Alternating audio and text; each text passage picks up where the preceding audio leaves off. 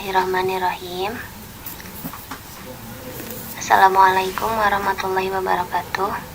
Ketemu lagi di pembelajaran matematika wajib kelas 11, yaitu di materi program linier. Langsung kita ke materi aja ya.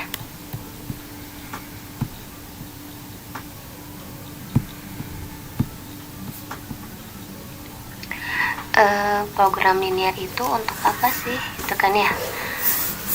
Pasti kalian bertanya-tanya manfaat kalian belajar program linier itu digunakan dalam hal apa. Nah, salah satunya yaitu untuk ranah usaha. Misalnya ini nih, kalian pergi ke toko sepatu, pernah nggak kalian berpikir bagaimana sih pemilik toko sepatu tersebut mendapatkan untung terbesar dengan kapasitas luas yang seadanya gitu ya. Kemudian dengan sepatu yang seadanya juga, apakah mereka memperoleh untung? Apakah setiap hari ada pembeli gitu ya? Nah, maka untuk menyelesaikan masalah tersebut kita dapat menggunakan konsep program linier. Ini lebih ke sana ya, mencari keuntungan atau meminimalisir dampak penyakit gitu dan lain-lain. Apa sebenarnya program linier itu? Program linier adalah bagian dari matematika terapan, matematika aplikasi dengan model matematika yang terdiri atas persamaan-persamaan atau pertidaksamaan linear untuk memecahkan berbagai permasalahan sehari-hari. Kalian udah pernah belajar kan tentang persamaan, pertidaksamaan. Nah, semua itu harus kalian kuasai agar kalian bisa mengerjakan soal-soal program linier. Pokoknya kalian harus bisa membedakan apa itu persamaan dan apa itu pertidaksamaan. Nih, sebelum ke materi, ini ada katanya ya, ulasan tentang manfaat program linier dalam dunia wirausaha. Katanya gini nih, persaingan di dalam dunia wirausaha saat ini semakin meningkat. Harapan setiap wirausahawan pastinya adalah mendapatkan keuntungan yang optimal. Maka wirausahawan tersebut haruslah mempunyai perencanaan yang baik. Misalkan dengan mengoptimalkan sumber daya yang tersedia, atau misalkan dengan merekrut jumlah pegawai sesuai kebutuhan gitu ya, dan lain-lain. Nah, semua itu program linier memiliki peran yang besar dalam membantu wirausahawan untuk mendapatkan keuntungan yang optimal. Ini kalian kedepannya ada yang mau jadi bisnismen, jadi pemilik perusahaan besar, program linier ini menjadi materi wajib gitu ya, yang harus dikuasai.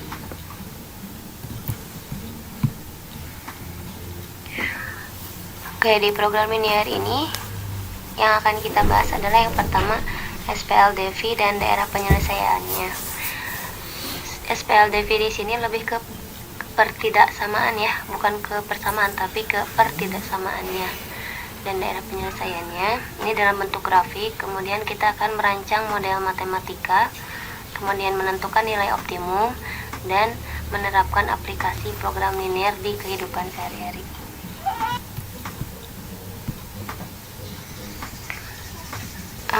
Tahu nggak bentuk dari pertidaksamaan linear dua variabel? Oke, pertidaksamaan itu ditandai dengan simbol lebih besar sama dengan, kurang dari sama dengan, gitu ya. Itu di slide ada. Kemudian karena dia dua variabel, berarti dia memuat dua variabel yang berbeda. Misal boleh x dengan y, boleh m dengan n, p dengan q gitu. Yang penting dia punya dua variabel. Kalau c di sana itu merupakan sebuah angka, nilai konstanta gitu ya, bukan variabel. Itu ini kalian harus ingat-ingat lagi. Terus karena bentuknya itu sistem persamaan, kalau sistem itu banyak gitu ya, nah berarti di dalam satu permasalahan itu memuat banyak pertidaksamaan gitu. Jadi bukan hanya satu tapi banyak.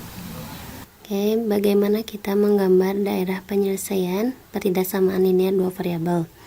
Yang pertama, kalau mau gambar grafik, kalian harus menentukan dulu 2 titik potong.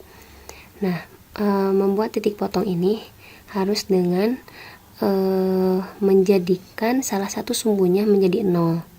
Sebetulnya ini udah pernah dicoba ya, pernah dilatihankan gitu. Jadi ini ibu singkat aja. Ini yang paling susah itu yang ini nih, menentukan daerah penyelesaian alias DP itu ya. Gimana cara menentukan DP? Oke, kan tadi ketika menggambar grafik nanti bakal ketemu ada yang garis kayak gini gitu ya, ada yang garis miring kayak gini, ada yang gini, dan ada yang gini. Nah, kita kasih nama, misal yang ini daerah sebelah kiri, ini kanan. Ini udah sebetulnya kiri, ini daerah kanan. Oke, kalau ini berarti ini atas, ini bawah, ini kiri, ini kanan. Nah, oke, buat apa sih sebenarnya kiri kanan gitu ya? Nah, kan di pertidaksamaan kalian menemukan simbol lebih besar, kurang dari gitu ya. Nah, kalau perintahnya itu lebih besar gitu, atau lebih besar sama dengan, maka daerah penyelesaiannya adalah yang sebelah kanan atau yang atas gitu. Jadi kalian tidak usah menentukan titik uji lagi, udah aja langsung kalau misalnya lebih besar atau lebih besar sama dengan, maka langsung daerahnya itu yang kanan atau yang atas. Tapi ya kalau yang kurang dari atau kurang dari sama dengan, maka daerah penyelesaiannya kebalikannya, yaitu kiri atau yang sebelah bawah gitu ya. Nah, tapi syarat ini bisa digunakan kalau si A-nya itu positif. Kan tadi bentuk persamaan umum pertidaksamaan itu kan AX misalnya plus BE, BY, B besar sama dengan C gitu ya. Nah, si A-nya ini harus bentuknya positif. Kalau negatif itu harus dipositifkan dulu, baru kalian bisa menggunakan syarat yang ini. Kita ke contoh ya. Nih, gambarlah daerah penyelesaian dari 3x plus 5y kurang dari 15. Untuk menggambar grafik ini kalian harus tadi menentukan titik potong ya. Ini boleh dengan kayak gini, boleh dengan titik bantu ya. Ini sama titik bantu juga, boleh yang ke bawah, boleh yang ke pinggir. Kalau ibu biasanya yang ke pinggir ya, x, y. Kalau x nya 0, nih x nya 0, berarti di sini dimasukin 3 dikali 0 gitu ya, ditambah 5y sama dengan 15 gitu. Ini kan hasilnya 0 gitu ya, berarti tinggal 5y sama dengan 15, berarti y sama dengan 3 gitu. Kemudian kalau y nya 0, x nya berapa? Kalau y nya 0, y nya 0, berarti 3x sama dengan 15, berarti x nya 5. Ini mah kalian aja tinggal ngotret ya. Nah, kalau udah kayak gini berarti kalian dapat koordinat x, y apa aja nih. Kalau yang ini berarti 0,3 gitu ya. Terus yang ini 5,0 gitu. Sama aja kan kayak yang ini ya. Nah, ini 0,3 di sini, 0,3 di sini, ini 5,0 di sini. Kalau udah dapat 2 titik, langsung aja kasih garis. Tapi karena ini bentuknya kurang dari ya, kurang dari, berarti berupa garis putus-putus gitu. Jangan garis tebal, tapi garis putus-putusnya harusnya kayak gini grafiknya nih, garis putus-putus ya, karena dia tidak ada sama dengannya. Kemudian gimana cara menentukan daerah penyelesaiannya? Tadi karena dia kurang dari, berarti daerahnya ada di sebelah kiri ya, sebelah kiri. Tapi biasanya ini kan ini kiri ya, ini kiri, ini kanan. Terus kalau yang diarsir nih, yang diarsir itu adalah daerah yang bukan. Ingat ya, daerah yang bukan. Kalau daerah yang bukan, berarti yang mana yang bukan? Nah, ini yang bukan. Ini bukan. Terus DP-nya yang mana? Tadi yang kiri. Nih, ini DP. DP itu ya. Ini daerah penyelesaian sebelah kiri, yang kanan yang bukan. Kita ke merancang model ya, merancang model matematika. Ini maksudnya adalah kan ketika di soal itu ada banyak soal cerita gitu ya. Intinya kalian harus bisa mengubah soal cerita tersebut menjadi persamaan matematika. Nah, itu merupakan inti dari merancang model matematika. Kita coba ke contoh soal ya. Nih, di sini katanya ada seorang peternak ikan. Dia tuh punya 20 kolam. Nah, si kolam ini bakal ditanam koki nih sama koi gitu ya. Nah, kalau mau nampung ikan koki, kalau koki itu 24 ekor, sedangkan koi cuman 36 ekor gitu ya. Jumlah ikan yang direncanakan bakal dipelihara 600 ekor gitu. Nah, ini kan banyak data ya ini ya. Nah, kita harus membuat dua variabel X sama Y. Mau apa aja? Nah, di sini dikasih tahu kolam berisi ikan koki itu X dan kolam berisi ikan koi itu Y. Kita diminta untuk membuat model matematikanya seperti apa ya. Ini X dan Y. X itu adalah kolam ya. Ini teh kolam nih, yang ini teh kolam yang isinya ikan koki, simbolnya X, sedangkan kolam yang isinya ikan koi, simbolnya Y. Tadi total kolamnya berapa? Ada 20 gitu kan ya. Nah, berarti X ditambah Y jumlahnya harus 20. Nih kayak gini, X plus Y kurang dari sama dengan 20. Boleh nggak 10? Boleh. Boleh nggak 5? Boleh. Pokoknya 20 itu adalah maksimalnya gitu ya, nggak boleh lebih. Nah, kemudian tadi dalam satu kolam koki isinya 24 nih, sedangkan isi kolam koi mah ada 36 ekor. Berarti berapa jumlah total ikan koki? Udah weh, jumlah ikannya 24 dikali jumlah kolam si kokinya berapa gitu ya. Berarti 24X, yang ini 36Y. Jumlah keseluruhan ikannya 600. Itu berarti ini 24X tambah 3Y kurang dari sama dengan 600. Biar sederhana, semuanya kita bagi berapa nih? Bagi 12. Bagi 12 ya. 24 bagi 12 2. 36 bagi 12 3. 600 bagi 12 50. Jadi ini teh disederhanakan lagi jadi ini bentuknya. Dari sini kita dapat berapa nih persamaan? Baru 2 ya, yang atas sama yang bawah. Terus nih, karena peternak tersebut memelihara ikan koki, nah ini ikan koki sama ikan koinya ada nggak? Pasti ada ya, pasti ada lah. Kalau ada berarti jumlahnya lebih dari 0, gak mungkin minus ya. Berarti X lebih besar sama dengan 0, Y lebih besar sama dengan 0. Maka kalau kita gabungkan model matematika kayak gini, X plus Y kurang dari sama dengan 20.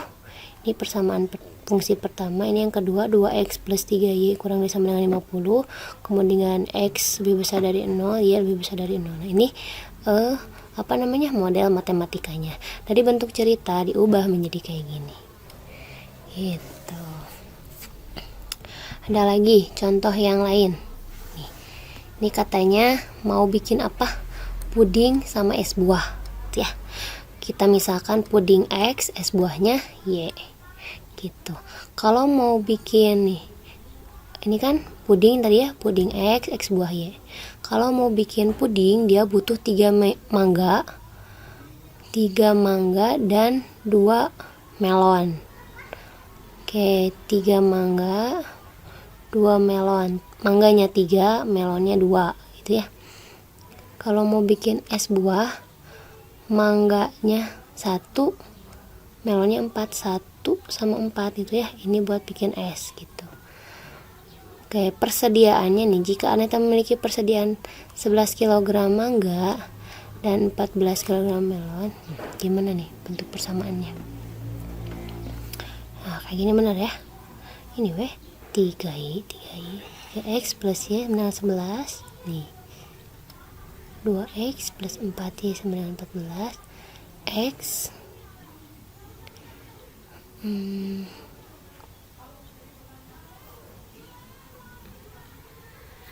tuliskan X gitu ya. Nah, dari cerita dibuat jadi kayak gini.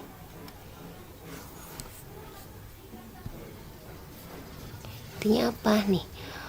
Model matematika dalam masalah program linear disebut dengan fungsi kendala. Nah, fungsi kendala ini akan membentuk sebuah daerah penyelesaian. Jadi nanti di program linear ini ya, program linear ini ada dua jenis fungsi.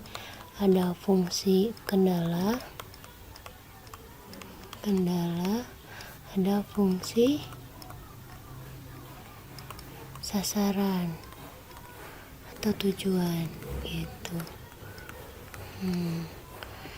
Kalau yang ini menanti kesananya bakal jadi DP. Kalau ini apa? Kalau ini mah nanti akan mencari nilai optimum gitu ya. Optimum.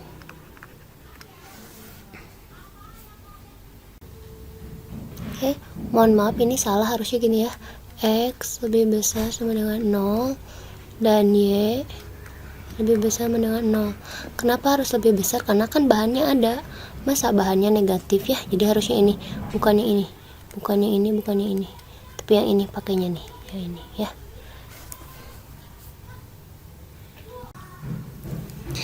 Oke, tadi kita udah mencoba membuat model matematika ya.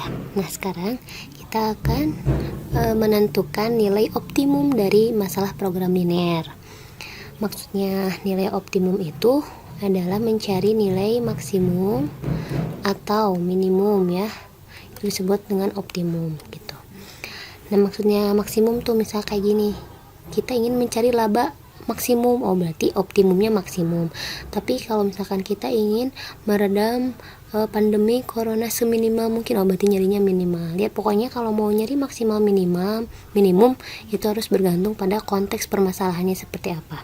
Nah, di sini ada contoh si Winky katanya ya, seorang pelajar, dia sedang mengikuti seleksi nih untuk ikut olimpiade. Nah, si olimpiade kan ada syarat-syaratnya ya, seleksinya itu apa katanya teh, bahasa Indonesia tidak boleh kurang dari 6, matematika tidak boleh kurang dari 7, kemudian jumlah bahasa Indonesia matematika tidak boleh kurang dari 12, kan banyak syarat ya. Nah, si syarat-syarat ini menjadi fungsi kendala gitu ya, fungsi kendala buat si Winky gitu. Ini jadi batas-batasnya nanti di grafik. Nah, kemudian pertanyaannya, berarti si Winky ini harus dapat nilai berapa dong minimumnya gitu ya. Nah, kita mencari nilai minimum itu nanti masuknya ke fungsi sasaran gitu. Sasaran atau istilah lainnya fungsi tujuan atau fungsi objektif gitu ya. Ada banyak istilah gitu. Oke, masalah yang dihadapi Winky dapat dijawab dengan penyelesaian program linear. Dari penjelasan masalah Winky, kita harus mencari nilai minimum yang didapatkan agar Winky masuk seleksi olimpiade. Nah, dalam mencari nilai minimum inilah yang disebut juga sebagai nilai optimum gitu ya. Jadi gini, kalau tujuannya, nilai minimumnya itu disebut fungsi sasaran, fungsi tujuan, fungsi objektif. Tapi kalau syarat-syaratnya, misalnya matematika nggak boleh kurang, Indonesia jumlahnya gitu ya, nilai, nah itu disebut dengan fungsi kendala gitu. Kayak gitu. Terus nih optimum ada dua jenisnya tadi ya, maksimum sama minimum. Kemudian apa lagi nih? Oh iya, ini ya, fungsi objektif itu bentuknya kayak gini, Ax plus By, atau gini, Z Ax plus By. Untuk mencari nilai optimum ada dua jenis, boleh dengan metode uji titik pojok sama metode garis selidik. Nanti kita akan pelajari satu-satu. Sekarang kita akan mencoba menentukan ya titik atau nilai optimum dengan metode uji titik pojok. Ada istilah uji titik pojok ya, nanti seperti apa nanti kalian bakal tahu lah. Yang pertama, langkah-langkahnya kita harus kenali dulu mana fungsi kendalanya, mana fungsi objektifnya, mana sebagai batas, mana sebagai sasaran atau tujuan ya. Kemudian dari fungsi kendala tadi gambarlah grafiknya, DP-nya ya, gambar DP-nya. Nah, terus tentukan titik pojok. Nanti kan dari DP kita bakal misal kayak gini ya, misal dapat bangun kayak gini nih. Oh, berarti tentukan titik pojok teh ini titik sudut-sudut yang ini nih. Berarti ini ada berapa sudut? Ada 4. Nah, kita harus cari berapa koordinatnya masing-masing titik ini. Atau misal bentuknya misal kayak gini misalnya bebas. Itu berarti ini ada 3 misalnya titiknya. Ini berapa aja kita juga harus cari koordinatnya. Itu disebut dengan titik pojok gitu. Nantilah itu ya. Nah, nanti si titik pojok ini kan punya koordinat x, y masing-masing. Nanti ini dimasukkan ke fungsi objektifnya. Gitu. Masukkan ke fungsi objektif. Nanti kita ini bandingkan, kita urut mana yang dari mulai terkecil ke terbesar. Yang terkecil berarti itu nilai minimum, yang terbesar jadi nilai maksimum. Udah kebayang belum? Belum ya? Kita ke contoh soal ya. Ya, kita ke contoh ya. Nih, ada adonan roti. Jadi kalian mau bikin roti ya. Mau jualan ceritanya. Ada roti basah dan ada roti kering. Kebayang tuh roti basah jeung roti kering. Hiji bagelen, hiji roti biasa gitunya. Roti basah bahan bakunya 2 kg tepung, 2 kg gula. Kalau yang kering 1 kg tepung, 2 kg gula. Nah, si ibu ini punya 6 kg tepung sama gula 10 kg gitu. Mau jualan tapi tepungnya cuma 6 kg, gulanya ada 10 kg gitu. Setiap adonan kalau kue basah mah untungnya segini 75.000, kalau kue kering 60.000. Kira-kira kalian kalau punya persediaan tepung dan gula kayak gitu mau dibikin apa biar keuntungannya maksimum? Nih, ini ya kita coba ke model matematikanya dulu ya. Kan tadi misal roti basah disimbolkan dengan X, roti kering dengan Y ini ya, X ini Y gitu. Bahan bakunya kalau roti basah tadi apa? Tepungnya 2 kg, gulanya 2 kg. Kalau roti kering, tepungnya 1 kg, gulanya 2 kg. Sedangkan persediaan si ibu, tepungnya 6 kg, gulanya 10 kg. Harganya gimana? Kalau roti basah tadi 75.000, kalau yang kering 60.000. Nah, kalian mau gimana nih? Mau semuanya basah, semuanya kering, atau mau kombinasi? Tapi kombinasi harus yang basah berapa, kering berapa, biar keuntungannya maksimum. Nah, itulah fungsi dari program linear ini gitu ya. Dalam matematika nih, tadi kan ini 2, ini 1, ini X, ini Y gitu ya. 2X plus Y kurang dari sama dengan 6 karena persediaannya cuma 6 nih. Dan ini 2 plus 2X 2Y lebih 10. Disederhanain ini teh, semuanya dibagi 2 tuh ya. Jadi 2 bagi 2 1, 2 bagi 2 1, 10 bagi 2 5. Jadi X plus Y kurang dari sama dengan 5 gitu. Terus roti basah sama roti keringnya pasti lebih besar dari 0 ya, gak mungkin minus, harus ada gitu, gak mungkin minus. Boleh 0 gitu tapi bukan minus. X besar dari 0 ya lebih besar sama dengan 0. Ini persamaan yang tadi 2X plus Y kurang dari sama dengan 6, X plus Y kurang dari sama dengan 5. Ini model matematikanya. Model matematikanya. Dari sini kita bikin grafik nih, bikin grafik. Nah, ini ya. Nah, kalau bikin grafik biasanya ibu mah arsir yang bukan bebaslahnya, tapi ibu mah enaknya arsir yang bukan, biar kalian tuh nyari yang bersih. Hasil daerah penyelesaiannya nyari yang bersih tuh. Nah, kayak gini. Ini kan X lebih besar dari 0. Ini kan sumbu X ya, sumbu X nih, ini sumbu X. Sumbu X ini lebih besar dari 0, berarti yang dipakai yang atas ya, yang atas. Yang bukan yang mana? Yang bawah, yang bukan. Ini yang bukan. Lihat ya, ini yang bukan. Gitu. Kemudian Y, ini sumbu Y. Di sumbu Y ini harus lebih besar dari 0. Salah. Ini yang Y. Bukan, ini yang X negatif, ini yang bukan ya. ini bukan gitu. Terus ini ada apa? Ini gimana ya bikin grafik ini nih? 2x plus y kurang dari sama dengan 6. Pakai tipe T ya, ini T. X sama y, x-nya 0, y-nya berarti 6 ya. Kalau y-nya 0 berarti x-nya 3. Berarti ini koordinatnya 0,6 sama 3,0 tuh. 0,6 tuh di sini nih. 0,6 di sini, terus 3,6 di sini. Tarik garis seret gitu ya. Nah, karena ini teh kurang dari nih. Karena kurang dari berarti daerahnya yang kiri ya. Daerah yang kiri. Yang bukan yang mana?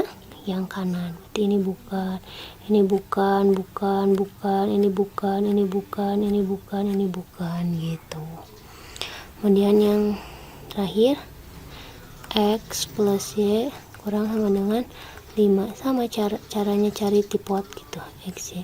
Kalau x nya 0, y nya 5. Kalau y nya 0, x nya 5. Berarti titik potongnya 0,5 sama 5,0 ya.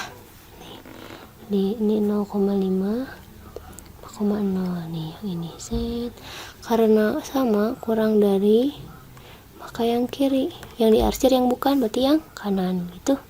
Ini bukan.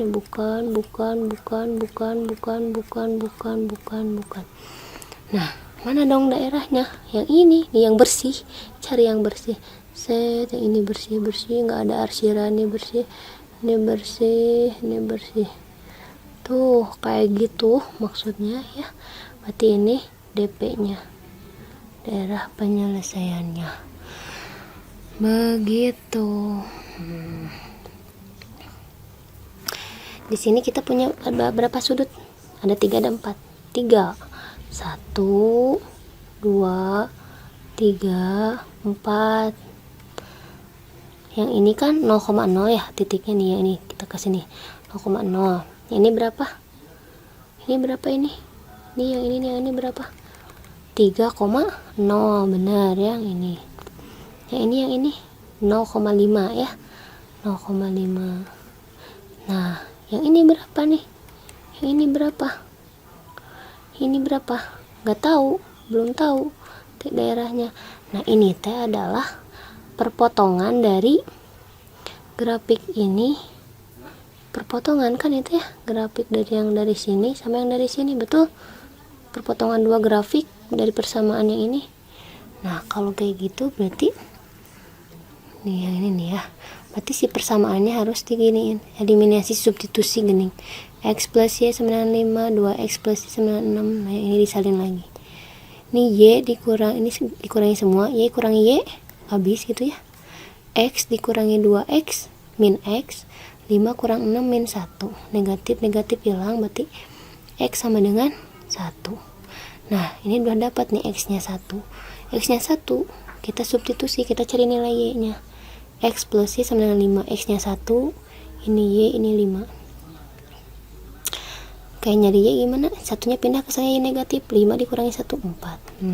Berarti X, Y di yang tadi, di titik tadi adalah X nya 1, Y nya 4. 1,4 masukin ke sini. 1,4. Kayak gitu ya. Nah, sekarang kita mau cari keuntungan. Nih, kita sekarang mau cari keuntungan. Keuntungannya teh nih.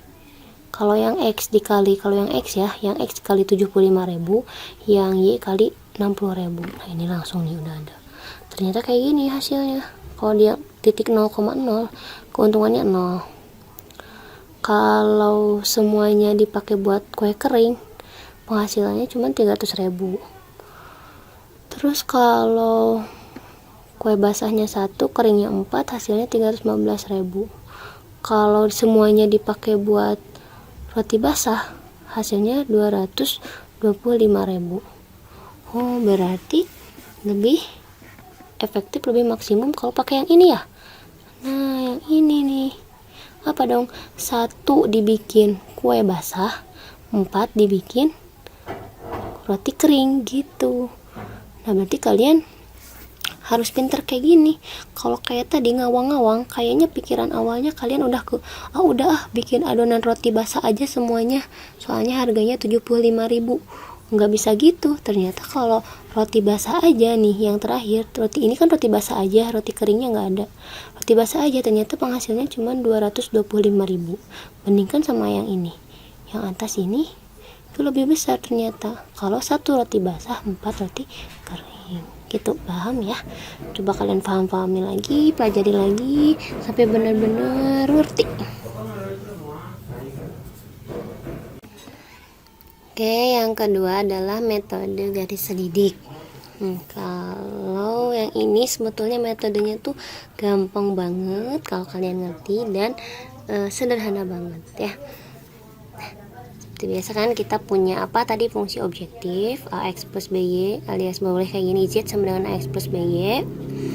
Dari sini kita harus bikin dulu garis baru nih, namanya garis selidik, yaitu AX plus BY sama dengan K, dimana K itu adalah hasil kali dari A kali B gitu. Nantilah ya kita kita lihat ke contoh soal tadi ya, bikin garis selidik, kemudian garis selidiknya tuh bisa dipindah-pindah, digeser-geser ke atas, ke bawah, ke kiri, ke kanan. Pokoknya kalau garis selidiknya paling kanan atau paling atas, berarti itu nilainya maksimum. Tapi kalau garis selidiknya berada di paling bawah atau paling kiri, maka itu adalah nilai minimumnya. Soal aja ya. Ya ini. Tentukan nilai maksimum dan nilai minimum dari fungsi objektif. Ini fungsi objektifnya, fungsi sasaran, fungsi tujuan 2x plus 3y. Yang memenuhi, ini fungsi kendalanya, batas-batasnya x plus y kurang dari sama dengan 7, x lebih besar sama dengan 0, y lebih besar sama dengan 0. Udah gini aja ya. Berarti langkah pertama kita harus bikin daerah penyelesaiannya dulu, bikin DP-nya dulu. Bikin DP itu dari apa? Dari fungsi objektif apa fungsi kendala? Dari fungsi kendala. Dari ini ya. Nah, dari sini seperti biasalah kalian pakai tipot, pakai garis bantu gitu ya. Dapat ini grafiknya gitu. Dapat grafiknya kayak gini. Udah dapat kayak gini, tentukan daerah penyelesaian yang mana? Ini DP-nya yang biru ya. Ini DP-nya yang biru. Terus kan tadi kita harus bikin garis selidik, bikin garis baru ya, namanya garis selidik. Garis selidik tuh rumusnya AX plus BY sama dengan A kali B gitu ya. Nah, A nya berapa? Ini A nya tuh diambil dari fungsi objektif. A nya ini kan, nah A nya 2 ya, dari sini ya, B nya 3 ya, masukin, berarti 2x ditambah 3y sama dengan A nya 2, B nya 3, 2 kali 3 6. Nah ini berarti garis selidiknya nih sama ya. Oke, kalau kita plot ke sini, diplot ke sini nih, ini yang garis putus-putus ini nih, yang garis putus-putus itu garis selidik. Ini garis selidik,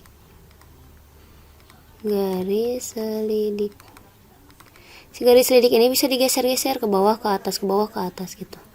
Nah ternyata si garis selidik ini teh gambarnya kurang tepat nih. Harusnya si garis selidiknya teh ada di sini nih, terlalu ke atas ya, harusnya nempel di ini nih, di sini harusnya tek garis selidiknya tek gitulah ya.